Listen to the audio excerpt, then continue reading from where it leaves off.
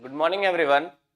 आज हम लोग प्लांट फिजियो का चैप्टर नंबर फर्स्ट स्टार्ट कर रहे हैं, फोटोसिंथेसिस इन हायर प्लांट। ठीक है, आज एक नया यूनिट हम लोग, इस यूनिट में मेनली 3 चैप्टर हम लोग को पढ़ना है और 3 में से जैसे कि फोटोसिंथेसिस ये सबसे बड़ा है तीनों चैप्टर में से।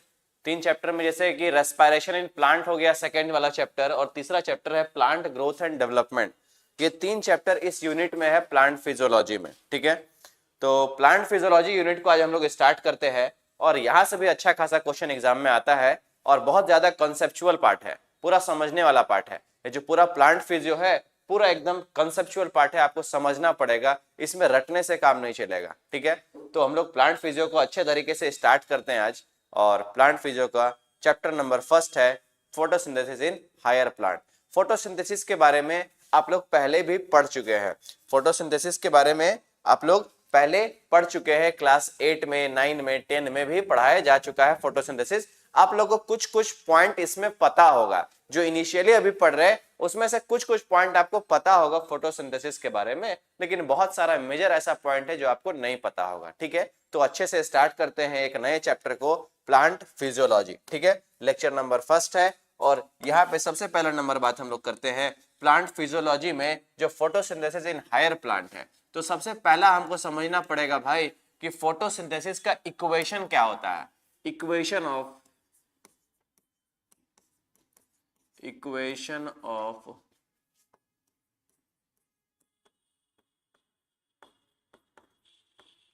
Photosynthesis, equation of photosynthesis. Photosynthesis का इक्वेशन को एक बार देखते हैं और फोटोसिंथेसिस के बारे में समझने का कोशिश करते हैं। फोटोसिंथेसिस का जो इक्वेशन है वो आपको पता होगा, 6CO2 plus 12H2O changes to C6H12O6 plus 6O2 plus 6H2O। ये इक्वेशन आप लोगों को पता होगा। ये जो इक्वेशन है it is equation of photosynthesis, जिसमें यहाँ पे सनलाइट का प्रेजेंस होना चाहिए, sunlight and chlorophyll, sunlight and chlorophyll. बोले कि ये जो फोटोसिंथेसिस इक्वेशन, फोटोसिंथेसिस का जो इक्वेशन है हम लोग बचपन से ही पढ़ते आ रहे हैं कि फोटोसिंथेसिस का इक्वेशन क्या लिखते हैं, 6CO2 plus 12H2O changes to C6H12O6, और इसी को हम लोग क्या बोलते हैं भाई, इसी को हम लोग ग्लूकोज बोलते हैं। C6H12O6, इसको ही हम लोग ग्लूकोज बोलते हैं। और यहाँ पे ऑक्सीजन भी बन रहा है और वहां यहाँ पे वाटर का मॉलिक्यूल भी रिलीज हो रहा है। तो देखेंगे यहाँ पे ध्यान से, इस पूरे इक्वेशन को हम लोग 2 पार्ट में डिवाइड कर सकते हैं। सबसे पहला नंबर पार्ट है कि ये जो कार्बन डाइऑक्साइड दिख रहा है और यहाँ पे कार्बन डाइऑक्साइड में H2O का एडिशन हुआ है, तो यहाँ पे बोल सकते हैं कि यहाँ पे कार्बन डाइऑक्साइड का रिडक्शन हुआ है। क्या हुआ है? रिडक्शन। जो कार्बन डाइऑक्साइड है वो रिड्यूस कर रहा है और यहाँ पे जो पानी है भाई, इस पानी का हो रहा है oxidation.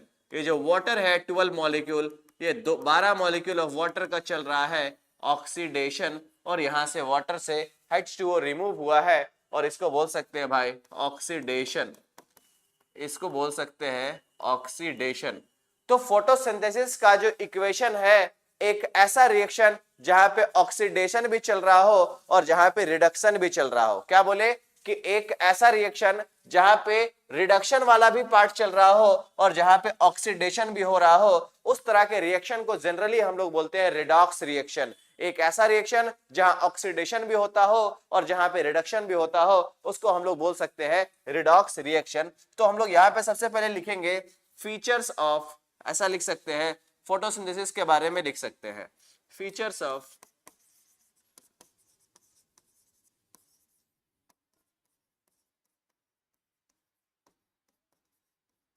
Photosynthesis.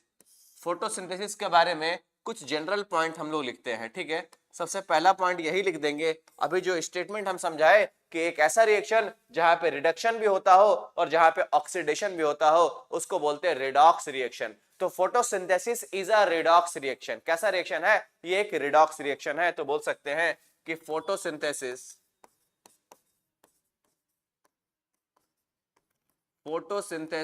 Is a redox reaction, redox photosynthesis is a redox reaction बोल सकते हैं। उसके बाद फोटोसिंथेसिस के बारे में और क्या बोल सकते हैं, नेक्स्ट बोल सकते हैं कि it is a uphill reaction, uphill reaction. Uphill reaction का मतलब होता है एनर्जी कंज्यूमिंग प्रोसेस, जहां पे एनर्जी का रिक्वायरमेंट भी है। जो फोटोसिंथेसिस में जो ग्लूकोज बन रहा है वहां पे हमको एनर्जी का भी, एटीपी का भी कंजम्पशन करना पड़ता है, तब जाके ग्लूकोज बनता है। वो सब अभी बहुत लेट से, अभी बहुत समय है उस चीज को बताने में कि ग्लूकोज बनाने के लिए हमको एटीपी लगता है। तो बट अभी जनरल फीचर्स लिख रहे हैं फोटोसिंथेसिस के बारे में। फर्स्ट बोले कि photosynthesis is a redox reaction. Redox reaction क्यों बोले, क्योंकि इस पूरे इक्वेशन में हाफ पार्ट में रिडक्शन चल रहा है और हाफ पार्ट में ऑक्सीडेशन चल रहा है, और इसीलिए फोटोसिंथेसिस को हम लोग बोल सकते हैं कि photosynthesis is a redox reaction. ठीक है बात यहां तक। अब इसके आगे बोले it is a uphill reaction, मतलब कि एक ऐसा रिएक्शन जहां पे एनर्जी देना पड़ता हो। It is a energy consuming process, तो लिख सकते हैं energy consuming process.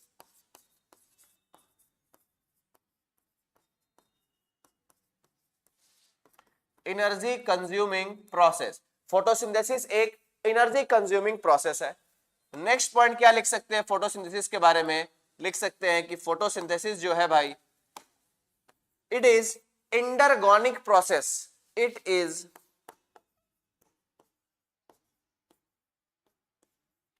Endergonic process, it is endergonic process. Endergonic process का मतलब क्या होता है, इंडरगोनिक प्रोसेस का मतलब होता है एक ऐसा रिएक्शन जहां पे इनऑर्गेनिक पार्ट भी इन्वॉल्व हो और जहां पे ऑर्गेनिक पार्ट भी इन्वॉल्व हो। मतलब ऑर्गेनिक पार्ट भी है और इनऑर्गेनिक पार्ट भी है, और कलेक्टिवली वो रिएक्शन में पार्टिसिपेट कर रहा है दोनों पार्ट, तो बोल सकते हैं इस तरह के रिएक्शन को it is a endergonic process. एक ऐसा प्रोसेस जहां पे ऑर्गेनिक पार्ट भी हो और जहां पे इनऑर्गेनिक पार्ट भी हो। ऑर्गेनिक पार्ट क्या है फोटोसिंथेसिस वाले इक्वेशन में, ऑर्गेनिक पार्ट यही ग्लूकोज है। इनऑर्गेनिक पार्ट क्या है, CO2 एंड वाटर है यहाँ पे इनऑर्गेनिक पार्ट। तो एक ऐसा रिएक्शन जहां पे ऑर्गेनिक पार्ट भी इन्वॉल्व हो, इनऑर्गेनिक पार्ट भी इन्वॉल्व हो, and then it is called as endergonic process. तो बोल सकते हैं इंडरगोनिक प्रोसेस के बारे में हम लिख सकते हैं कि यहाँ पे भाई CO2 भी इन्वॉल्व है, CO2 एंड H2O जो है वो इनऑर्गेनिक पार्ट है, it is inorganic part, it is inorganic part है, CO2 and H2O is inorganic part, and glucose, glucose that is C6H12O6 जो है वो एक ऑर्गेनिक पार्ट है, इट इज ऑर्गेनिक पार्ट। और इसीलिए फोटोसिंथेसिस के रिएक्शन को हम लोग जनरली बोल सकते हैं कि it is a endergonic process, एक ऐसा प्रोसेस जहां पे इनऑर्गेनिक पार्ट भी इन्वॉल्व हो और ऑर्गेनिक पार्ट भी इन्वॉल्व हो, उस रिएक्शन को हम लोग जनरली बोल देते हैं इंडरगोनिक प्रोसेस। क्लियर बात यहां तक। अभी 3 पॉइंट लिखे। फोटोसिंथेसिस के बारे में और क्या लिख सकते हैं, फोटोसिंथेसिस के बारे में और हम लोग लिख सकते हैं, 4th नंबर लिख सकते हैं it is a physico chemical process, लिख सकते हैं इट इज अ, या फिर photo biochemical process, photo biochemical, photo biochemical process. अब फोटोसिंथेसिस एक ऐसा रिएक्शन जहां पे लाइट का भी जरूरत पड़ रहा है और केमिकल रिएक्शन प्लांट के अंदर चल रहा है, तो बोल सकते हैं एक ऐसा रिएक्शन जहां पे लाइट के मदद से कुछ लिविंग रिएक्शन चलता हो, उसको बोल सकते हैं फोटो बायोकेमिकल रिएक्शन। तो फोटोसिंथेसिस में ये प्रोसेस चलता है, लाइट का भी यूज करना पड़ता है और प्लांट के बॉडी के अंदर कुछ लिविंग रिएक्शन भी चलते रहता है, and that is called photo biochemical reaction. तो फोटोसिंथेसिस का कुछ फीचर्स लिखे हैं कि फोटोसिंथेसिस होता कैसा है, it is a redox reaction, एक ऐसा रिएक्शन जहां पे ऑक्सीडेशन भी हो रहा हो और जहां पे रिडक्शन भी हो रहा हो, उस रिएक्शन को बोल देते हैं रिडॉक्स रिएक्शन। नेक्स्ट बोले इट इज अपहिल रिएक्शन, जहां पे एनर्जी देना पड़ता हो, एनर्जी कंज्यूमिंग प्रोसेस, तीसरा नंबर बोले it is a endergonic process, जहां पे ऑर्गेनिक पार्ट भी इन्वॉल्व है और जहां पे इनऑर्गेनिक पार्ट भी इन्वॉल्व है, उसको बोलते हैं endergonic process. And then after हम लोग बोले कि इट इज फोटोबायोकेमिकल प्रोसेस, एक ऐसा प्रोसेस जहां पे भाई फोटो मतलब लाइट के मदद से कुछ लिविंग रिएक्शन को करना पड़ता है, and that is called photobiochemical process. अभी एक फीचर और बचा है कि फोटोसिंथेसिस के बारे में और लिख सकते हैं, it is a anabolic process. दो तरह का रिएक्शन होता है, एक होता है कैटाबॉलिक रिएक्शन, एक होता है एनाबॉलिक रिएक्शन। कैटाबॉलिक रिएक्शन का मतलब कि जिस किसी रिएक्शन में कुछ मॉलिक्यूल टूटता है उसको बोलते हैं catabolic reaction.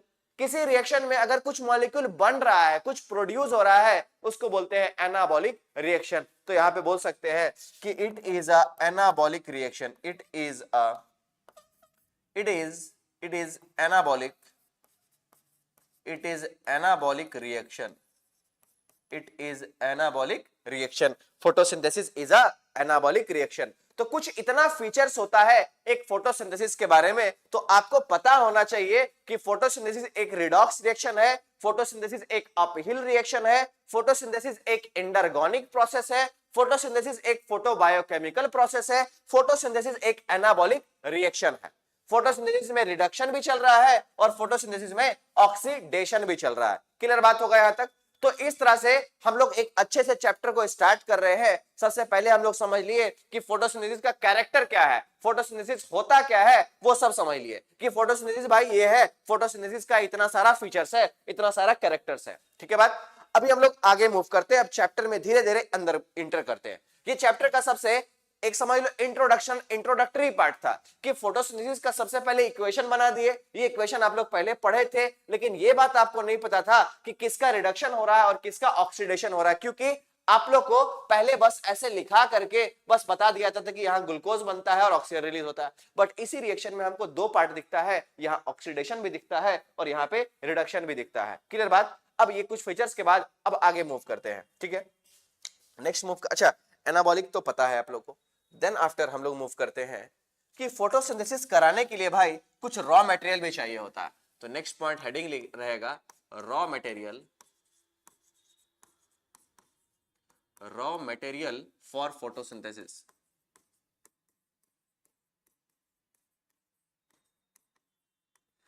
Raw material for photosynthesis. Photosynthesis के लिए क्या क्या रॉ मटेरियल है, कि फोटोसिंथेसिस करने के लिए क्या क्या हमको लगेगा, है ना? तो फोटोसिंथेसिस कराने के लिए रॉ मटेरियल जो है, पहला रॉ मटेरियल है भाई हमारे पास कार्बन डाइऑक्साइड, कि कार्बन डाइऑक्साइड होना चाहिए। कार्बन डाइऑक्साइड अगर नहीं होगा तो फोटोसिंथेसिस भी नहीं पॉसिबल है, तो यहाँ पे कार्बन डाइऑक्साइड चाहिए। और तो कार्बन डाइऑक्साइड के बारे में कुछ पॉइंट ये लिख सकते हैं कि कंसंट्रेशन जो है, कंसंट्रेशन ऑफ, ऐसा लिख सकते हैं 0.03% CO2 concentration, concentration available in atmosphere.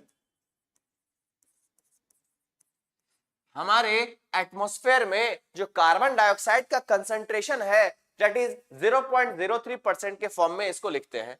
उसके बाद ये कार्बन डाइऑक्साइड का होता क्या है, कार्बन डाइऑक्साइड का जो है यहाँ पे रिडक्शन होता है। जो कार्बन डाइऑक्साइड हम लोग एक्सेप्ट करता है प्लांट, उसको रिड्यूस करके ग्लूकोज में कन्वर्ट करता है। तो ये भी लिख सकते हैं CO2 is reduced, CO2 is reduced to form, CO2 is reduced to form glucose। क्या बनाता है उससे? ग्लूकोज का प्रोडक्शन करता है। तो कुछ रॉ मटेरियल में पहला रॉ मटेरियल है हमारे पास कार्बन डाइऑक्साइड होना चाहिए। फोटोसिंथेसिस रिएक्शन परफॉर्म करने के लिए हमारे पास कार्बन डाइऑक्साइड होना चाहिए। कार्बन डाइऑक्साइड अगर नहीं होगा तो फोटोसिंथेसिस काम नहीं चलेगा, फोटोसिंथेसिस परफॉर्म नहीं हो पाएगा, क्योंकि फोटोसिंथेसिस में भाई कार्बन डाइऑक्साइड को ही कन्वर्ट करते हैं ग्लूकोज में। किसमें कन्वर्ट करते हैं? ग्लूकोज में। ये पहला रॉ मटेरियल था। दूसरा रॉ मटेरियल है हमारे पास वाटर। सेकेंड रॉ मटेरियल है हमारे पास पानी होना चाहिए, पानी होना चाहिए, पानी होना चाहिए। तो लिख सकते हैं water is absorbed, water is absorbed by root and root hair। Root hair से एब्जॉर्ब होता है वाटर। सेकेंड पॉइंट लिख सकते हैं कि only 1% of all absorbed water is used in photosynthesis, is used in photo, क्या बोले कि यार कि कार्बन डाइऑक्साइड होना चाहिए मेरे पास फोटोसिंथेसिस परफॉर्म कराने के लिए, हमारे पास CO2 होना चाहिए। उसके बाद CO2 का क्या होगा, वहां पे CO2 जो है वो रिड्यूस हो जाएगा, वाटर होना चाहिए, और लेकिन जो जितना भी पानी एब्जॉर्ब कर रहा है प्लांट, उसका मात्र 1% ही प्लांट यूज करता है। तो स्टेटमेंट लिखे only 1% of all absorbed water is used in photosynthesis. Photosynthesis में मात्र 1% पानी ही यूज होता है, जितना भी पानी एब्जॉर्ब करता है एक प्लांट, उसका मात्र 1% ही यूज करता है वो। क्लियर बात? तो ये कुछ रॉ मटेरियल हम लोग लिख लिए, इसको अगर लिखना है तो 1 मिनट का टाइम भी दे दे रहे, लिख सकते हैं आप लोग। आगे मूव करेंगे रॉ मटेरियल के बाद। नेक्स्ट कुछ इसेंशियल एलिमेंट होना चाहिए हमारे पास फोटोसिंथेसिस कराने के लिए, तो लिखेंगे सबसे इसेंशियल एलिमेंट हमारे पास सनलाइट होता है। ठीक है, तो नेक्स्ट हेडिंग है इसेंशियल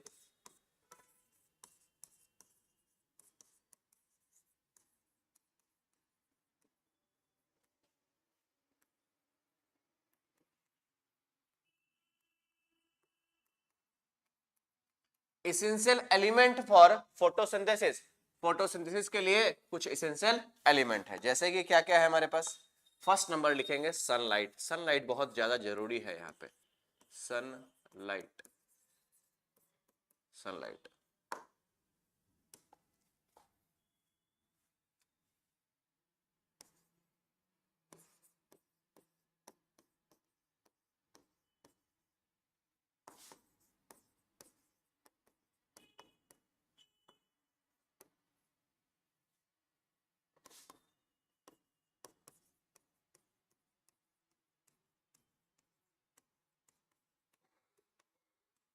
देखो यहाँ पे लिखे 400 से 700 नैनोमीटर का जो रेडिएशन होता है उसको ही प्लांट एब्जॉर्ब कर पाता है। जितना भी सनलाइट से जितना भी रेज आ रहा है, ऐसा नहीं है कि प्लांट सभी रेज को एब्जॉर्ब कर ले रहा है। प्लांट सभी रेज को एब्जॉर्ब नहीं कर पाता है। प्लांट जो है कुछ लिमिटेड रेंज ऑफ वेवलेंथ है उसको ही एब्जॉर्ब कर पाता है, और वो रेंज है हमारे पास 400 से 700 नैनोमीटर के लाइट को ही प्लांट एब्जॉर्ब कर पाता है, और इसको बोलते हैं फोटोसिंथेटिकली एक्टिव रेडिएशन। क्या बोलते हैं? PAR, that is photosynthetically active radiation.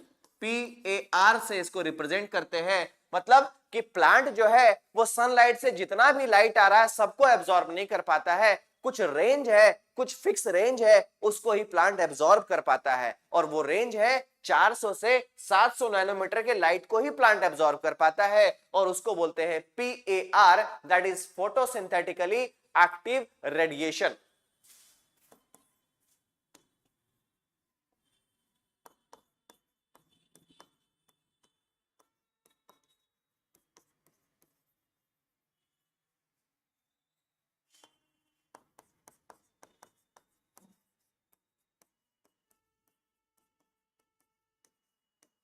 Photosynthetically active radiation उसको बोलेंगे। ठीक है, उसके बाद आप लोग विबग्योर के बारे में पढ़े होंगे।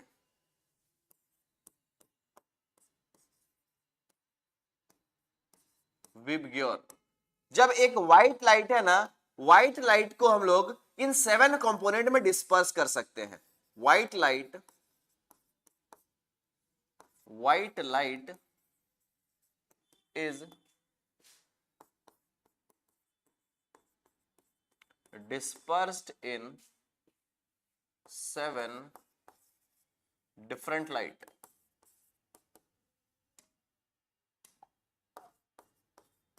7 different light. White light is dispersed in 7 different light में वो डिस्पर्स हो जाता है, और जिसमें से plant can absorb, plant can absorb blue and, ऐसा लिख सकते हैं, plant can absorb blue and red light maximum. ठीक है। और सबसे ज्यादा फोटोसिंथेसिस भी कहां पे होगा, सबसे मैक्सिमम फोटोसिंथेसिस भी होगा ब्लू एंड रेड लाइट में ही। मैक्सिमम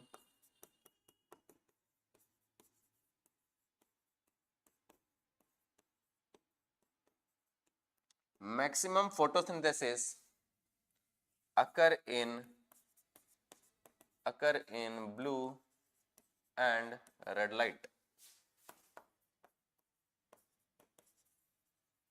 चलिए, ये कुछ कहानी था कि सनलाइट का इसेंशियल एलिमेंट में एक सनलाइट भी इसेंशियल एलिमेंट हो सकता है, और दूसरा इसेंशियल एलिमेंट हमारे पास होगा क्लोरोप्लास्ट होना चाहिए। क्लोरोफिल जो है हमारे क्लोरोप्लास्ट के अंदर प्रेजेंट होता है, तो क्लोरोफिल का मॉलिक्यूल होना चाहिए। तो ऐसा लिखते हैं, सेकंड एलिमेंट है हमारे पास क्लोरोफिल होना चाहिए फोटोसिंथेसिस परफॉर्म कराने के लिए। अगर क्लोरोफिल नहीं होगा तो फोटोसिंथेसिस भी नहीं कर पाएंगे हम लोग।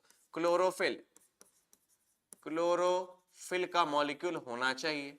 कहां प्रेजेंट होता है उसको लिख सकते हैं, present inside chloroplast. Present inside chloroplast लिख सकते हैं। उसके बाद कि इट ट्रैप्स सनलाइट। काम क्या है, सनलाइट को खींचता है, सनलाइट को ट्रैप करता है। It traps sunlight, it traps sunlight को भाई ये ट्रैप करता है। क्लियर बात यहां तक, क्लोरोफिल के बारे में लिख लिए। अब यहां से शुरू होता है हमारा कुछ अर्ली एक्सपेरिमेंट। देखना ध्यान से, सबसे पहले क्या किए, फोटोसिंथेसिस का इक्वेशन लिखे, फोटोसिंथेसिस के बारे में बता दिए, और उसके बाद कुछ रिक्वायरमेंट बोले कि फोटोसिंथेसिस परफॉर्म करने के लिए हमको क्या क्या चाहिए। हमको पानी चाहिए, हमको कार्बन डाइऑक्साइड चाहिए, क्योंकि कार्बन डाइऑक्साइड को क्या करते हैं, कार्बन डाइऑक्साइड को ही रिड्यूस करके ग्लूकोज बनाते हैं, और वाटर को ही तोड़ करके ऑक्सीजन रिलीज करते हैं। तो इसलिए हमको पानी चाहिए, हमको लाइट चाहिए, देन आफ्टर क्लोरोफिल चाहिए। ये सब मॉलिक्यूल होना चाहिए एक प्लांट में फोटोसिंथेसिस को परफॉर्म कराने के लिए। अब हम लोग मूव करते हैं सम अर्ली एक्सपेरिमेंट पे, कि फोटोसिंथेसिस को स्टडी जब किया जा रहा था बहुत समय पहले, जब फोटोसिंथेसिस को समझा जा रहा था कि फोटोसिंथेसिस होता कैसे है, कहां पे होता है, क्या बनता है, क्या रिलीज होता है, इस चीज को जब अंडरस्टैंड कर रहे थे तो बहुत सारा एक्सपेरिमेंट परफॉर्म किया गया था, और उसी में से कुछ एक्सपेरिमेंट आज हम लोग देखेंगे। तो हेडिंग रहेगा सम अर्ली एक्सपेरिमेंट। हमारा हेडिंग है next some early experiment.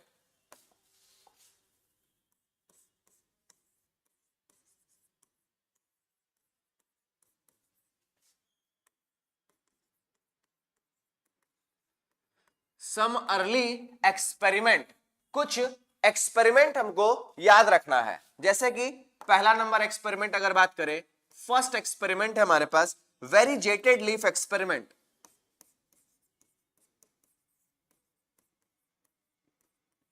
Variegated leaf experiment. Variegated leaf experiment के बारे में समझना है। क्या है एक्सपेरिमेंट उसको भी देख लेते हैं। वेरीजेटेड लीफ एक्सपेरिमेंट में जैसे मानो कि एक प्लांट है, ठीक है भाई, एक प्लांट को यहां पे बनाते हैं,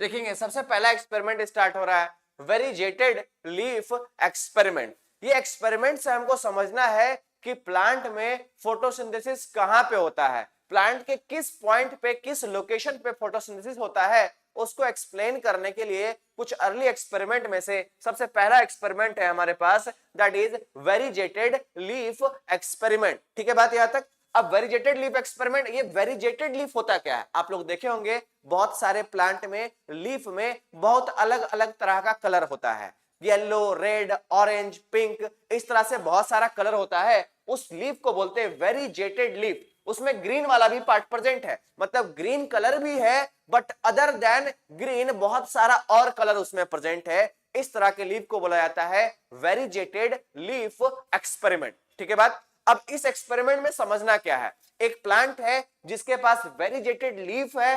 पहले क्या करेंगे, इस प्लांट को 2 से 3 दिन तक एक डार्क रूम में रख देंगे। 2 से 3 दिन तक एक डार्क रूम में रखने से होगा क्या, जितना भी प्लांट में स्टार्च बना हुआ है सब हो जाएगा डी स्टार्च, मतलब स्टार्च खत्म हो जाएगा। 2 से 3 दिन रखेंगे for destarch, to destarch लिख सकते हैं, टू मतलब इसके स्टार्च को हमको खत्म करना है। अब इसका स्टार्च खत्म हो जाएगा 2 से 3 दिन के बाद।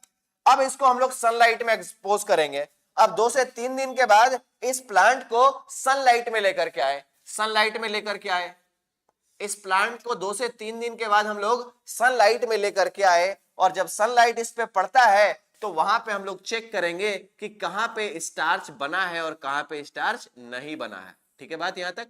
तो चलो एक बार एक्सपेरिमेंट को देख लेते हैं। देखेंगे यहां पे सबसे पहले हम लोग बात किए हैं कि 2 से 3 दिन डार्क में रखने के कारण इसका जितना भी स्टार्च था सब खत्म हो चुका है। अब स्टार्च जब खत्म हो गया तो हमको यही काम करना था कि इसके स्टार्च को कंज्यूम करना था। प्लांट पूरे स्टार्च को खत्म कर चुका है अपने केमिकल रिएक्शन में, अपने स्टार्च को खत्म कर चुका है अपने बॉडी के रिएक्शन में। चलो अब हम लोग क्या करते हैं, इस प्लांट पे सनलाइट का रेज एक्सपोज करवाते हैं। सनलाइट का रेज जब इस पे फॉल करेगा, इस लीफ पे जब सनलाइट फॉल करेगा तो हमको क्या करना है, अब हमको चेक करना है कि प्लांट के जो लीफ है, लीफ के किस रीजन पे स्टार्च बना है और किस रीजन पे स्टार्च नहीं बना है। तो जब हम लोग इसमें आयोडीन टेस्ट करते हैं, आप लोग पढ़ चुके हैं आयोडीन टेस्ट, स्टार्च को जब हम लोग को चेक करना होता है स्टार्च प्रेजेंट है कि नहीं, तो वहां पे हम लोग पोटेशियम आयोडाइड डालते हैं, और पोटेशियम आयोडाइड जब डालेंगे तो उसका कलर हो जाएगा ब्लू एंड ब्लैक टर्न हो जाएगा। तो यहाँ पे लीफ में जब ग्रीन वाले पार्ट में पूरे लीफ में जब हम यहाँ पे पोटेशियम आयोडाइड यहाँ पे डाले तो वहां जिस रीजन पे ग्रीन कलर था ना वहीं पे सिर्फ ब्लू एंड ब्लैक टर्न हुआ, और जहां पे अदर कलर है वहां पे ब्लू एंड ब्लैक टर्न नहीं हुआ। तो ये एक्सप्लेन करता है कि प्लांट के ग्रीन वाले पार्ट पे फोटोसिंथेसिस होता है। ये बात याद रखेंगे कि प्लांट के किस पार्ट पे फोटोसिंथेसिस चलता है, ग्रीन पार्ट पे चलता है। इसको कैसे समझे, with the help of variegated leaf experiment. ये एक्सपेरिमेंट बताता क्या है कि पहले 2-3 दिन तक एक प्लांट को ले लो, उसको 2-3 दिन तक डार्क रूम में रख दो। डार्क रूम में रखने से क्या होगा, उसका जितना भी स्टार्च है सब खत्म हो जाएगा, डी स्टार्च हो जाएगा। अब उसको सनलाइट में एक्सपोज करते हैं। सनलाइट इस पे पड़ा, लीफ पे सनलाइट फॉल किया। जब लीफ पे सनलाइट फॉल करेगा तो लीफ में बोले कि ये जो लीफ है ये वेरिजेटेड लीफ है, इसमें ग्रीन कलर भी है, येलो कलर भी है, ऑरेंज कलर भी है, बहुत सारा कलर है। हमको चेक करना है कि प्लांट के किस रीजन पे किस कलर पे फोटोसिंथेसिस होता है। तो ये कंक्लूजन ऐसा निकला कि green part of the plant performs photosynthesis. तो कंक्लूजन यहां पे डायरेक्ट लिखेंगे, कंक्लूजन। इस वेरिजेटेड लीफ एक्सपेरिमेंट का यही कंक्लूजन है कि photosynthesis occur in green part of the plant. Photosynthesis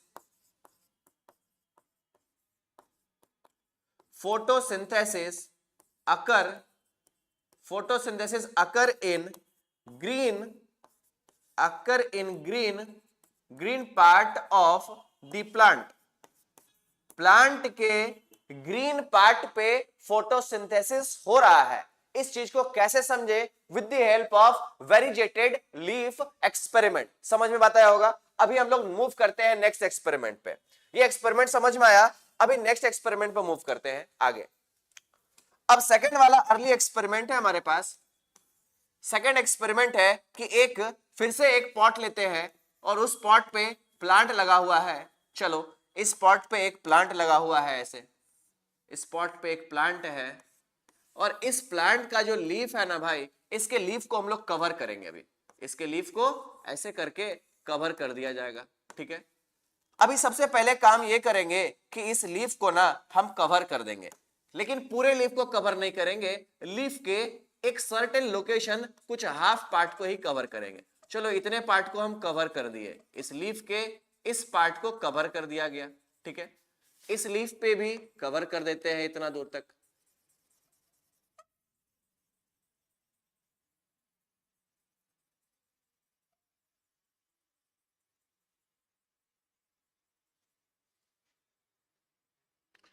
अब देखो इस लीफ को कवर कर दिया गया है, लेकिन पूरे लीफ को कवर नहीं किया है। इधर वाला जो रीजन है वो अनकवर्ड है, और ये वाला रीजन जो है वो कवर्ड है, ठीक है बात यहां तक। अब हम क्या करेंगे, इसको ऑब्जर्व करेंगे, आफ्टर, इसको देखेंगे आफ्टर 2 to 5 आवर्स, कुछ समय के बाद हम लोग क्या करेंगे, इस लीफ पे ऑब्जर्व करेंगे कि लीफ के किस रीजन पे स्टार्च प्रेजेंट है और किस लोकेशन पे स्टार्च नहीं प्रेजेंट है, ठीक है बात यहां तक। बोले कि हम आधा लीफ को कवर कर चुके हैं, आधा लीफ अनकवर्ड है। अब हम जब इस पे पोटेशियम आयोडाइड ऐड करेंगे, पोटेशियम आयोडाइड को ऐड करने से क्या होगा, पोटेशियम आयोडाइड को ऐड करने से होगा कि जिस रीजन पे भाई कवर्ड है ना, वहां पे फोटोसिंथेसिस तो नहीं हुआ होगा और वहां पे नेगेटिव पोटेशियम आयोडाइड टेस्ट आएगा, और जहां पे अनकवर्ड है वहां पे पॉजिटिव पोटेशियम आयोडाइड का टेस्ट मिलेगा, that is blue and black colour आएगा। तो आफ्टर 2 to 5 आवर हमको ये ऑब्जर्व हुआ। ऑब्जर्वेशन क्या है उसको देख लेंगे, कंक्लूजन अभी लिख देते हैं। सबसे पहले फिर से अभी 2 से 5 घंटे के बाद जब इस लीफ को हमने ऑब्जर्व किया, तो ऑब्जर्व करने से हमको ये पता चला भाई कि जिस लोकेशन पे हम लीफ को कवर किए हैं, तो वहां पे नेगेटिव आयोडीन का टेस्ट दिखा, ठीक है। तो जिस रीजन पे हम कवर किए हैं ना, मतलब ये मान लो कि ये कवर्ड वाला पोर्शन था, ये कवर्ड वाला रीजन था, इतना दूर तक भाई कवर्ड लीफ था, ठीक है। अब इतने दूर तक कवर्ड वाले लोकेशन पे हमको क्या मिला, नेगेटिव आयोडीन टेस्ट। इस रीजन पे हमको दिखा negative iodine test. Negative iodine test का मतलब है कि इस रीजन पे जब हम लोग पोटेशियम आयोडाइड को ऐड किए, वहां पे blue and black colour turn नहीं हुआ, लेकिन यहां पे इस अनकवर्ड वाले लोकेशन पे पॉजिटिव आयोडीन टेस्ट हुआ। Positive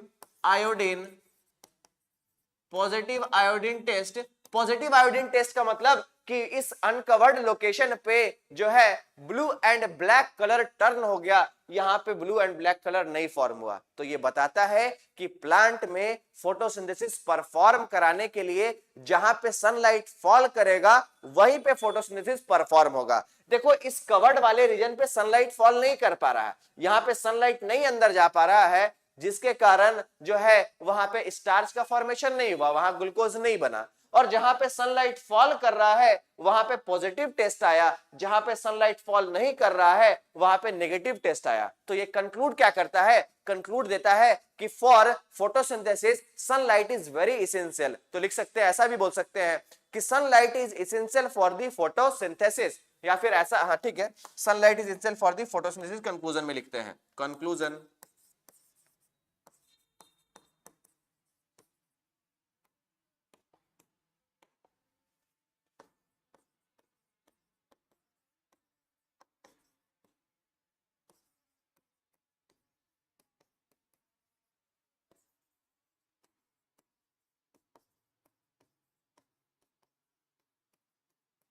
sunlight is essential for the photosynthesis. Photosynthesis के लिए भाई सनलाइट बहुत ज्यादा एसेंशियल है। तो ये हमको इस एक्सपेरिमेंट से पता चला। नेक्स्ट आगे मूव करते हैं।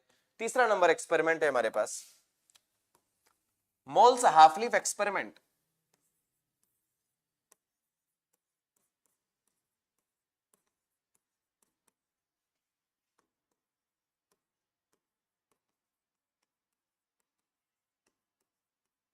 Moles half leaf experiment. इस एक्सपेरिमेंट से हमको क्या पता चलता है, अभी इसको देख लेते हैं, 1 मिनट टाइम अभी है हमारे पास, ठीक है। मोल्स हाफ लीफ एक्सपेरिमेंट में हमको समझना क्या है, जैसे मानो कि फिर से वही काम करेंगे, एक पॉट लेते हैं,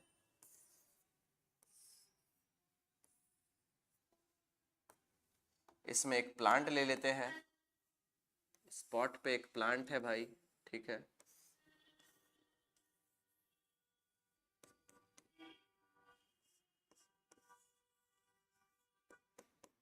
चलिए अब हमको क्या करना है ना, हमको इस लीफ के इतने लोकेशन को कवर करना है, एक पॉट से एक दूसरे पॉट से इतने लोकेशन को कवर कर देना। चलो इतने लोकेशन को हम कवर करेंगे और वहां पे हम लोग एक KOH को डालेंगे। KOH, ये जो KOH है इट सोक्स CO2। ये KOH जो है वो कार्बन डाइऑक्साइड को सोक कर लेता है। KOH क्या करता है, कार्बन डाइऑक्साइड को सोक कर लेता है। तो हमारा तीसरा एक्सपेरिमेंट है मोल्स हाफ लीफ एक्सपेरिमेंट। ये एक्सपेरिमेंट मोल्स के द्वारा दिया गया था, साइंटिस्ट का नाम है मोल। उसने बताया कि फोटोसिंथेसिस में कार्बन डाइऑक्साइड बहुत ज्यादा जरूरी है। जहां पे कार्बन डाइऑक्साइड होगा वहीं पे स्टार्च बनेगा, जहां पे कार्बन डाइऑक्साइड नहीं होगा वहां पे फोटोसिंथेसिस नहीं होगा। तो इसको एक्सप्लेन करने के लिए मोल्स क्या किए, KOH का मॉलिक्यूल को यूज किए। के पोटेशियम हाइड्रोक्साइड जो है वो कार्बन डाइऑक्साइड को सोक कर लेता है। जहां भी CO2 होगा वहां पे कार्बन डाइऑक्साइड को वो सोक कर लेगा, एब्जॉर्ब कर लेता है पोटेशियम हाइड्रोक्साइड। तो लीफ के इतनी रीजन पे जब KOH प्रेजेंट है तो वहां पे KOH क्या करेगा, वो CO2 को भाई एब्जॉर्ब कर लिया। लेकिन इतने रीजन पे KOH नहीं है, यहां पे सनलाइट फॉल कर रहा है और यहां पे जब हम लोग आफ्टर फ्यू आवर्स लिख सकते हैं, आफ्टर फ्यू आवर्स, कुछ समय के बाद जब हम लोग इस पे चेक किए, वापस से पोटेशियम आयोडाइड का टेस्ट किए, तो इस लोकेशन पे जब पोटेशियम आयोडाइड डाले वहां पे पॉजिटिव टेस्ट आया और इस लोकेशन पे जब पोटेशियम आयोडाइड डाले तो यहाँ पे नेगेटिव टेस्ट आया। मतलब कि यहाँ पे blue and black colour turn हुआ और यहाँ पे blue and black colour turn नहीं हुआ। तो ये एक्सप्लेन क्या करता है, ये बताता है कि कार्बन डाइऑक्साइड जहां पे था वहां पे फोटोसिंथेसिस हुआ और जहां कार्बन डाइऑक्साइड नहीं है वहां पे फोटोसिंथेसिस नहीं हुआ। क्लियर बात यहां तक? तो बोल सकते हैं moles half leaf experiment explains that CO2 is essential for the photosynthesis. अभी कंक्लूजन लिखेंगे, आफ्टर फ्यू आवर्स it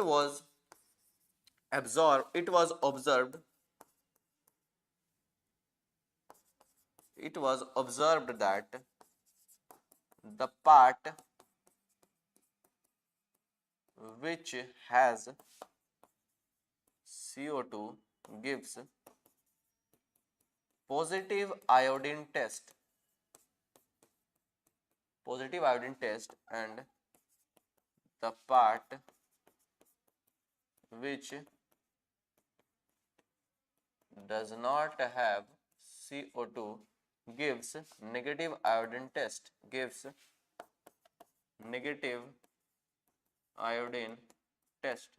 जिस पार्ट पे CO2 अवेलेबल नहीं है वहां पे नेगेटिव आयोडीन टेस्ट दिखा और जिस पार्ट पे CO2 अवेलेबल है वहां पे पॉजिटिव आयोडीन टेस्ट दिखा। समझ में आया होगा बात? अभी इसका हम कंक्लूजन लिखते हैं। अब यहाँ पे इसका कंक्लूजन लिख देते हैं। तो ये कंक्लूड क्या करता है, कंक्लूजन यही है इस एक्सपेरिमेंट का। कंक्लूजन है कि for photosynthesis CO2 is very essential.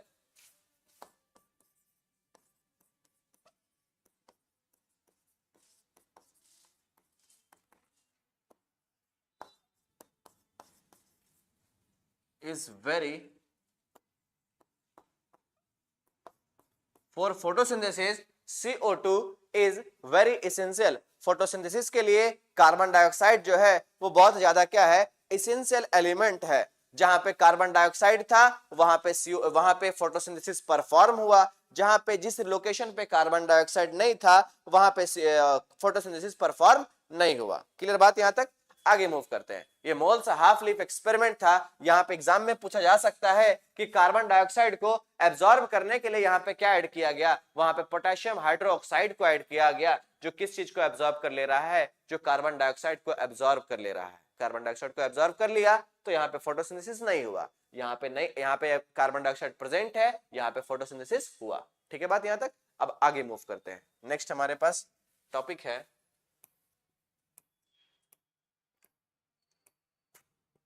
Engine house experiment को पढ़ना है।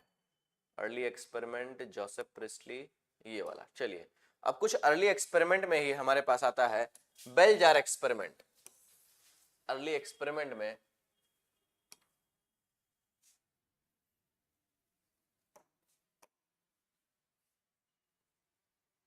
देखेंगे, अर्ली एक्सपेरिमेंट में यहाँ पे स्टेटमेंट कुछ लिखे हुए हैं। स्टेटमेंट है यहाँ पे, Joseph priestly in 1770 performed a series of experiment with bell jar। इसको बोलते हैं bell jar experiment, candle and mouse. तीन यहाँ पे एलिमेंट कंपाउंड, तीन सब्सटेंस लिया गया, बेल जार को लिया गया, कैंडल को लिया गया और एक माउस को लिया गया। Priestley observe that a candle burning in a closed bell jar soon get extinguished. अब एक कैंडल, अभी इसका डायग्राम, इसका फिगर भी आएगा, कैंडल एक है वो बर्न कर रहा है एक क्लोज्ड बेल जार में, मतलब एक कैंडल है उसके ऊपर एक बेल जार रख दिए गए हैं। अब बेल जार रख दिए गए हैं तो उसमें होता क्या है कि कुछ समय के बाद कैंडल जो है वो बुझ जाता है, कैंडल जो है वो अपने आप बुझ जाता है। तो इससे होगा क्या, similarly a mouse would soon suffocate in the closed space. और उसी बेल जार के अंदर एक माउस को भी रखा गया है। He concluded that a burning candle or an animal that breathe the air both somehow damages the air। अभी इसका डायग्राम देखेंगे तो और समझ में आएगा। But when he placed the mint plant in the same bell jar, he found that the mouse stayed alive and the candle continued to burn।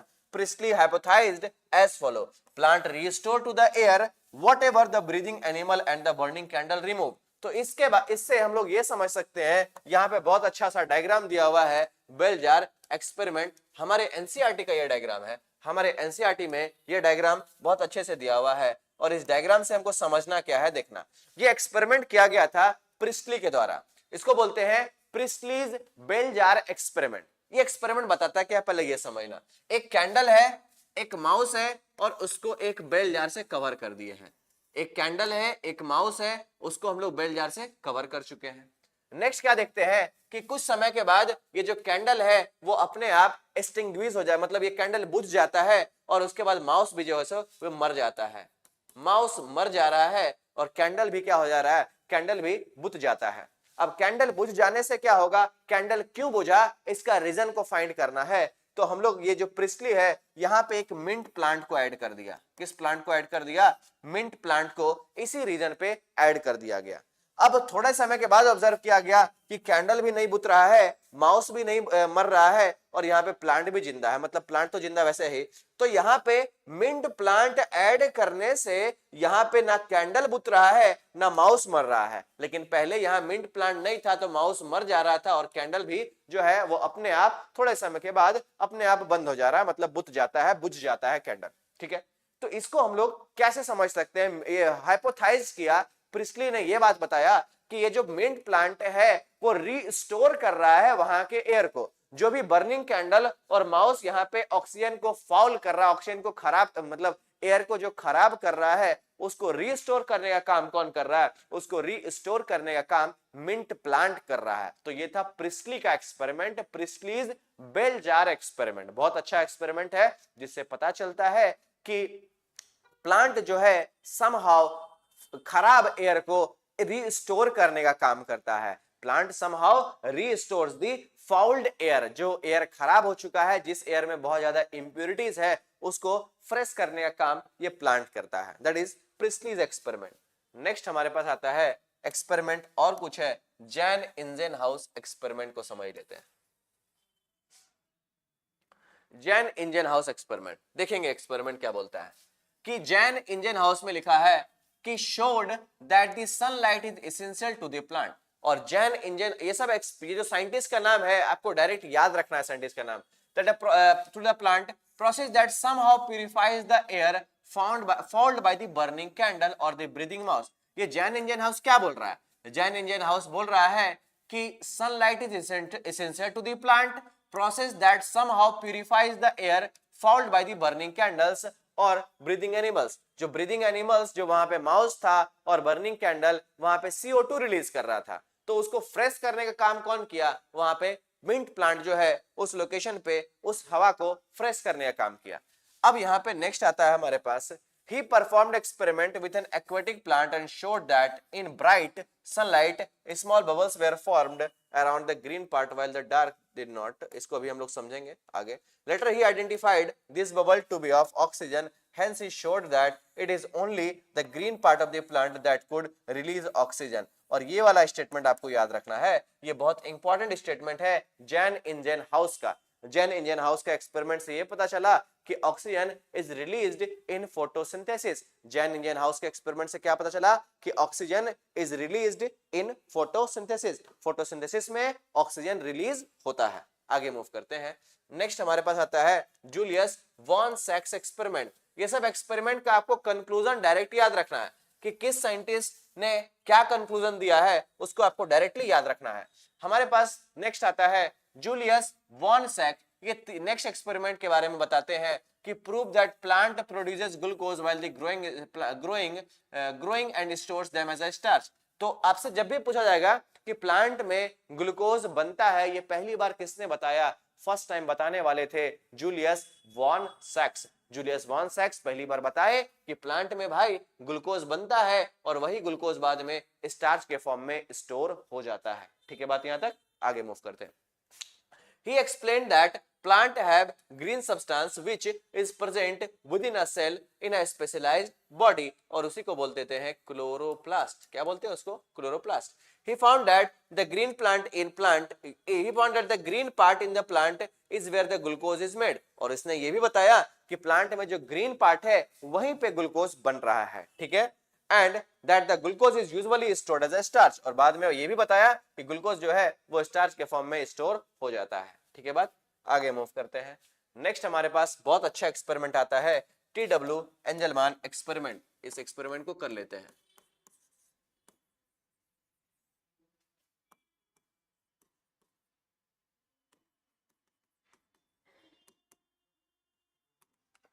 टी.डब्ल्यू. एंजलमान experiment.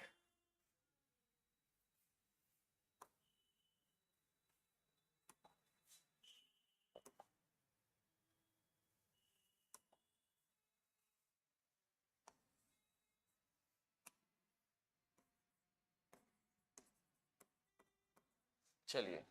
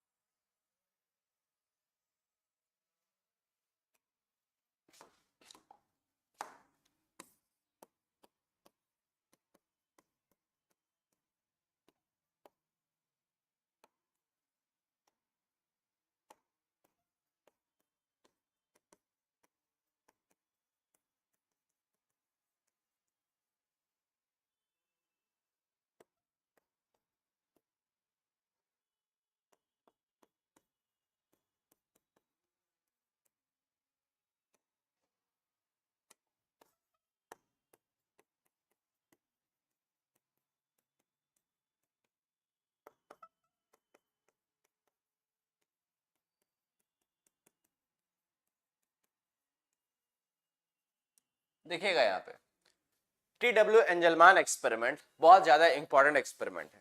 ये experiment में हम लोग क्या क्या लिए हैं, सबसे पहले हम लोग एक प्रिज्म को लिए हैं, उसके बाद एक वाटर कंटेनिंग कंटेनर ले लिए हैं और उसमें हम लोग एक ग्रीन एल्गी लिए हैं दैट इज क्लैडोफोरा।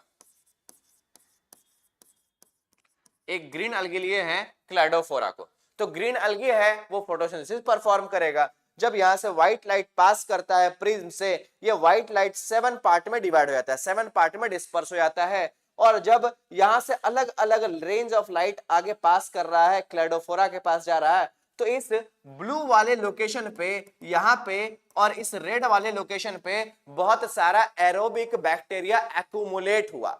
यहां पे एरोबिक बैक्टीरिया बहुत सारा आ गया और यहां पे बहुत सारा एरोबिक बैक्टीरिया आ गया। तो इससे एक्सप्लेन होता है कि एरोबिक बैक्टीरिया यहीं पे ज्यादा क्यों आया और यहीं पे ज्यादा क्यों आया। इसलिए आया ताकि यहां से जो ऑक्सीजन रिलीज हो रहा होगा वहां पे ज्यादा रिलीज हो रहा है। इस रेड वाले रीजन से ज्यादा, रेड वाला लाइट जहां से पास कर रहा है यहां पे ज्यादा फोटोसिंथेसिस परफॉर्म हुआ होगा और ज्यादा फोटोसिंथेसिस हुआ होगा तो ज्यादा ऑक्सीजन रिलीज हुआ होगा और इसीलिए यहां पे बहुत सारा एरोबिक बैक्टीरिया है। यहाँ पे क्या है, aerobic bacteria. Aerobic bacteria oxygen लेने के लिए यहां पे आया है। ये भी क्या है, एरोबिक बैक्टीरिया। तो ये एक्सपेरिमेंट एक्सप्लेन करता है कि सबसे ज्यादा फोटोसिंथेसिस कहां पे होता है, ब्लू लाइट पे और रेड लाइट के रीजन पे। Red and blue light region पे सबसे ज्यादा फोटोसिंथेसिस होता है, ये बात आपको याद रखना है। और ये एक्सपेरिमेंट ये बताया किसके द्वारा गया था, ये बताया गया था टी डब्ल्यू एंजलमान के द्वारा। तो ये एक्सपेरिमेंट करने के बाद आज का समय हमारा समाप्त होता है। फिर हम लोग नेक्स्ट क्लास में मिलेंगे, इसी चैप्टर को कंटिन्यू करेंगे, कुछ फोटोसिंथेसिस का रिएक्शन को पढ़ेंगे, light reaction, dark reaction, and then after हम लोग चैप्टर को आगे मूव करते रहेंगे। ठीक है, चलो फिर नेक्स्ट क्लास में मिलते हैं।